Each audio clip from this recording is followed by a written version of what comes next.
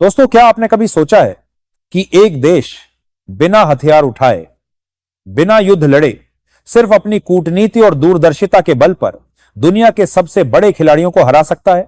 जी हां, हम बात कर रहे हैं भारत की। उस भारत की जो सिर्फ एक देश नहीं बल्कि एक ऐसी शक्ति है जो चुपके से भी दुनिया में तूफान ला देता है। आज हम आपको एक ऐसी कहानी सुनाने जा रहे हैं जिसने बीजिंग, वॉशिंगटन और इस्लामाबाद के महलों में सन्नाटा छा दिया है। यह भारत के उस कूटनीतिक दांव की कहानी है जिसने अफगानिस्तान में तिरंगे को फिर से लहराने का रास्ता खोल दिया है। यह सिर्फ एक कदम नहीं बल्कि भू राजनीति का सबसे बड़ा क्रांति है। अगर आप भारत के इस मास्टर स्ट्रोक पर गर्व महसूस करते हैं तो इस वीडियो को अंत तक देखें, क्योंकि हम आपको उस गुप्त मास्टर प्लान के बारे में बताने जा रहे हैं जिसने पाकिस्तान और चीन की नींद उड़ा दी है। तैयार हैं? तो चलिए इस ऐतिहासिक कहानी को शुरू से समझते हैं। जब दुनिया रूस यूक्रेन युद्ध और ताइवान चीन तनाव में उलझी थी, तब भारत के बंद दरवाजों के पीछे एक ऐसी रणनीति बन रही थी जिसका अंदाजा किसी को नहीं था। बीजिंग सोचता था कि अफगानिस्तान उनका पिछवाड़ा है, वॉशिंगटन को लगता था कि तालिबान उनके दुश्मन का दुश्मन बन जाएगा, और पाकिस्तान, उन्हें लगता था कि काबुल उनकी मुट्ठी में रहेगा।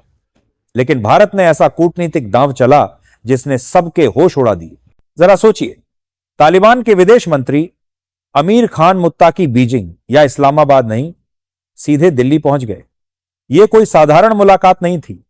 यह वह पल था जब भारत ने दुनिया को दिखा दिया कि वह न सिर्फ खेल खेलना जानता है बल्कि जीतना भी जानता है। इस मुलाकात ने न सिर्फ पाकिस्तान को स्तब्ध किया बल्कि यह इस्लामाबाद के गाल पर एक जोरदार तमाचा था, और टाइमिंग बिल्कुल सटीक। ठीक उसी समय भारत ने पीओके पाकिस्तान अधिकृत कश्मीर पर अब तक का सबसे सख्त बयान दिया। यह कोई संयोग नहीं था बल्कि भारत की सोची समझी रणनीति थी। अब सवाल उठता है, भारत और तालिबान की इस दोस्ती के पीछे का राज क्या है? दोस्तों, यह सिर्फ कूटनीति नहीं बल्कि अफगानिस्तान की जमीन के नीचे छिपा हुआ खजाना है जिसकी कीमत $3 ट्रिलियन से भी ज्यादा है। जी हां, लिथियम, कोबाल्ट, सोना, यूरेनियम और 17 दुर्लभ मृदा खनिजों का भंडार जो आज की दुनिया की सबसे बड़ी जरूरत है। ये वे धातुएं हैं जिनसे स्मार्टफोन, मिसाइल, जेट इंजन, उपग्रह और इलेक्ट्रिक गाड़ियां बनती हैं। चीन सालों से इस खजाने पर नजर गड़ाए हुए था। वे सोचते थे कि अफगानिस्तान के खदानों पर कब्जा करके वे दुर्लभ मृदा खनिजों के जरिए दुनिया को ब्लैकमेल करेंगे, लेकिन भारत के प्रवेश ने उनकी सारी चाल उलट दी। तालिबान ने साफ कर दिया कि वे अब चीन पर नहीं, भारत पर भरोसा करते हैं। और यह भरोसा यूं ही नहीं बना। इसके पीछे है भारत का 20 साल का परिश्रम, ईमानदारी और अफगानिस्तान के प्रति उसकी दोस्ती। 2001 में जब अमेरिका ने अफगानिस्तान पर हमला किया तब ज्यादातर देश युद्ध से दूर रहे, लेकिन भारत ने क्या किया? उसने वहां टैंक या मिसाइल नहीं भेजे। भारत ने भेजे स्कूल, अस्पताल और सड़कें, $25 करोड़ से ज्यादा की परियोजनाएं, 218 किलोमीटर लंबा जोरंज, देलाराम हाईवे, सलमा बांध, अफगान संसद भवन और सैकड़ों स्कूल व अस्पताल। यह सब भारत ने तब किया जब दुनिया ने अफगानिस्तान से मुंह फेर लिया था। जब तालिबान सत्ता में आया और दुनिया ने उनसे दूरी बनाई, तब भी भारत ने गेहूं भेजा, दवाइयां भेजी और मानवता का एक उदाहरण स्थापित किया। इन कामों ने तालिबान को दिखाया कि भारत दुश्मनी नहीं, दोस्ती निभाता है।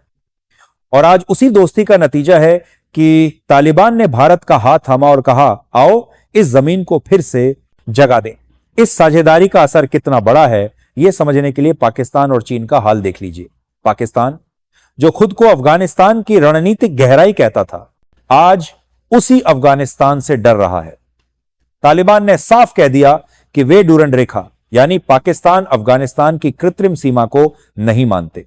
इतना ही नहीं, अफगान तालिबान और टीटीपी तहरीक-ए-तालिबान पाकिस्तान के बीच तनाव बढ़ गया है, यानी पाकिस्तान अब पूर्व में भारत और पश्चिम में तालिबान से घिरा हुआ है। दूसरी ओर चीन का बेल्ट एंड रोड इनिशिएटिव ब्री और ग्वादर बंदरगाह की योजनाएं भी अब खटके में हैं। भारत ने चाबहार बंदरगाह और अफगानिस्तान में सीधे प्रवेश के जरिए चीन के रास्ते में दीवार खड़ी कर दी है। यह सब हुआ बिना एक भी गोली चलाए। भारत ने कसकोले कर में काम करके 12 कर में मांगसाने थे। सिर्फ अपनी कूटनीति और इतिहास की समझ के दम पर यह बाजी जीत ली। दोस्तों, भारत और अफगानिस्तान का यह रिश्ता आज का नहीं बल्कि 5000 साल पुराना है।